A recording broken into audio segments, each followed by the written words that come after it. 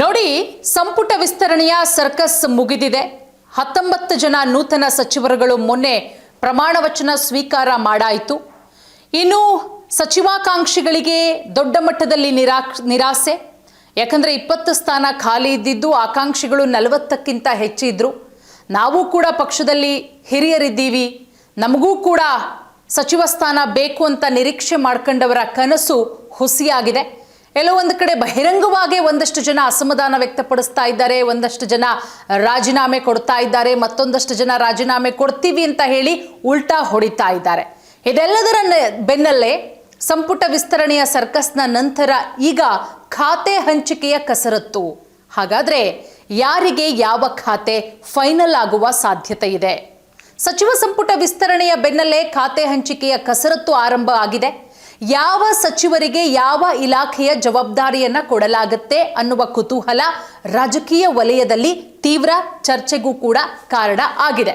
Speed ನ್ಯೂಸ್ಗೆ ಸಿಕ್ಕಿರುವಂತ ಉನ್ನತ ಮೂಲಗಳ ಮಾಹಿತಿ. ಹಾಗಾದ್ರೆ ಯಾವ ಸಚಿವರುಗಳಿಗೆ, 19 ಜನ ನೂತನ ಸಚಿವರುಗಳಿಗೆ ಯಾವ ಖಾತೆಯನ್ನ ಕೊಡಲಾಗುತ್ತೆ? ಬಹುನಿರೀಕ್ಷಿತ ಮುಖ್ಯಮಂತ್ರಿ ಡಿ.ಕೆ. ಶಿವಕುಮಾರ್ ಅವರ ನೇತೃತ್ವದ ಸಚಿವ ಸಂಪುಟ ಸೋಮವಾರ ವಿಸ್ತರಣೆಯಾಗಿದೆ.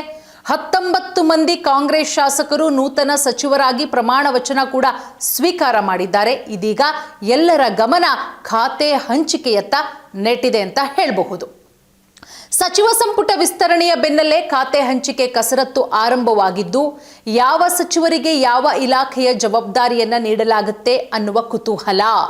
19 ಸಚಿವರ ಪ್ರಮಾಣದೊಂದಿಗೆ ಡಿ.ಕೆ. ಶಿವಕುಮಾರ್ ಅವರ ಸಂಪುಟದಲ್ಲಿ ಡಿ.ಕೆ. ಶಿವಕುಮಾರ್ ಅವರನ್ನ ಸೇರಿ 33 ಮಂದಿ ಸಚಿವರಿದ್ದಾರೆ. ಇನ್ನೊಂದು ಸ್ಥಾನ ಖಾಲಿ ಇದೆ.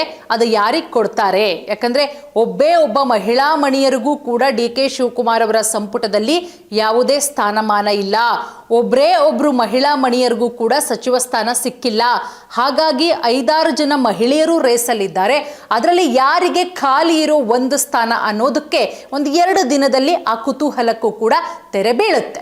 ನೂತನ ಸಚಿವರಿಗೆ ಖಾತೆ ಹಂಚಿಕೆಯ ಬಗ್ಗೆ ಕೂಡ ಚರ್ಚೆಯಾಗಿದೆ. ಯಾರಿಗೆ ಯಾವ ಖಾತೆ ಕೊಡಲಾಗುತ್ತೆ? ಸಂಭಾವ್ಯ ಪಟ್ಟಿ ಇಲ್ಲಿದೆ. ನೂತನ ಸಚಿವರ ಸಂಭಾವ್ಯ ಖಾತೆಗಳನ್ನ ನೋಡೋದಾದ್ರೆ, ಪಿಎಂ ನರೇಂದ್ರ ಸ್ವಾಮಿ ಅವರಿಗೆ ಸಮಾಜ ಕಲ್ಯಾಣ ಇಲಾಖೆ ಖಾತೆ ಕೊಡುವಂತಹ ಸಾಧ್ಯತೆ ಇದೆ. ಇನ್ನು ಬಸವರಾಜ ರಾಯರೆಡ್ಡಿ ಅವರಿಗೆ ಕಾನೂನು, ಸಂಸದೀಯ ವ್ಯವಹಾರಗಳು ಹಾಗೆ ಶಾಸನ ರಚನೆ, ಪ್ರವಾಸೋದ್ಯಮ ಖಾತೆ ಕೊಡುವ ಸಾಧ್ಯತೆ ಇದೆ. ಹಾಗೆ ಚಾಮರಾಜನಗರ ಶಾಸಕರಾದಂತಹ ಪುಟ್ಟರಂಗ ಶೆಟ್ಟಿ ಅವರಿಗೆ ಪಶುಸಂಗೋಪನೆ ಹಾಗೆ ರೇಷ್ಮೆ ಖಾತೆ ಕೊಡುವಂತಹ ಸಾಧ್ಯತೆಗಳು ಕೂಡ ಇದೆ. ಹಾಗೆ ದಾವಣಗೆರೆಯ ಶಾಸಕರಾದಂತಹ ನೂತನ ಸಚಿವರು ಶಾಮನೂರು ಶಿವಶಂಕರಪ್ಪ ಅವರ ಮಗ ಎಸ್ ಮಲ್ಲಿಕಾರ್ಜುನ ಅವರಿಗೆ ತೋಟಗಾರಿಕೆ ಮತ್ತು ಗಣಿ ಹಾಗೆ ಭೂವಿಜ್ಞಾನ ಖಾತೆ ಕೊಡುವಂತಹ ಸಾಧ್ಯತೆಗಳು ಕೂಡ ಇದೆ. ಇನ್ನು ಚಲುವರಾಯಸ್ವಾಮಿ ಅವರಿಗೆ ಕೃಷಿ ಖಾತೆ ಕೊಡುವ ಸಾಧ್ಯತೆ ಇದೆ. ಕೆ.ಎಂ. ಶಿವಲಿಂಗೇಗೌಡರಿಗೆ ವಸತಿ ಖಾತೆ ಕೊಡುವ ಸಾಧ್ಯತೆ ಇದೆ. ಹಾಗೆ ಲಕ್ಷ್ಮಣ್ ಸವದಿ ಅವರಿಗೆ ಸಹಕಾರ ಮತ್ತು ಸಕ್ಕರೆ ಖಾತೆ ಕೊಡುವ ಸಾಧ್ಯತೆ ಇದೆ.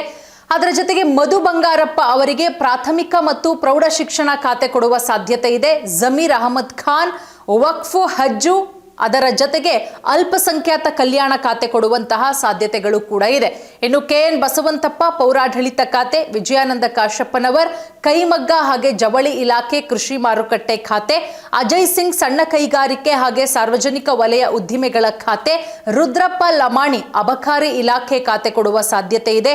ಎಚ್.ಸಿ. ಬಾಲಕೃಷ್ಣ ಅರಣ್ಯ, ಜೀವಿಶಾಸ್ತ್ರ ಮತ್ತು ಪರಿಸರ ಖಾತೆ, ರಿಜ್ವಾನ್ ಹರ್ಷದ್ ಉನ್ನತ ಶಿಕ್ಷಣ ಇಲಾಖೆ, ಬಿ. ನಾಗೇಂದ್ರ ಮೀನುಗಾರಿಕೆ, ಬಂದರು, ಒಳನಾಡು ಜಲಸಾರಿಗೆ, ಸಂತೋಷ್ ಯಸ್ಲಾಡ್ ಕಾರ್ಮಿಕ ಇಲಾಖೆ ಖಾತೆ ಕೊಡುವ ಸಾಧ್ಯತೆ ಇದೆ. ಶಿವರಾಜ್ ತಂಗಡಗಿ ಹಿಂದುಳಿದ ವರ್ಗ, ಕನ್ನಡ ಮತ್ತು ಸಂಸ್ಕೃತಿ ಇಲಾಖೆ, ಟಿ. ರಘುಮೂರ್ತಿ ಪರಿಶಿಷ್ಟ ವರ್ಗಗಳ ಕಲ್ಯಾಣ. ಈ 19 ಸಚಿವರಿಗೂ ಕೂಡ ಖಾತೆ ಹಂಚಿಕೆಯ ಬಗ್ಗೆ ಮಹತ್ವದ ಸಭೆಯಾಗಿದೆ. ಸಂಭಾವ್ಯ ಖಾತೆಗಳು ಶೀಘ್ರವೇ ಅಧಿಕೃತವಾದಂತಹ ಪಟ್ಟಿ ಕೂಡ ಹೊರಬೀಳುತ್ತೆ.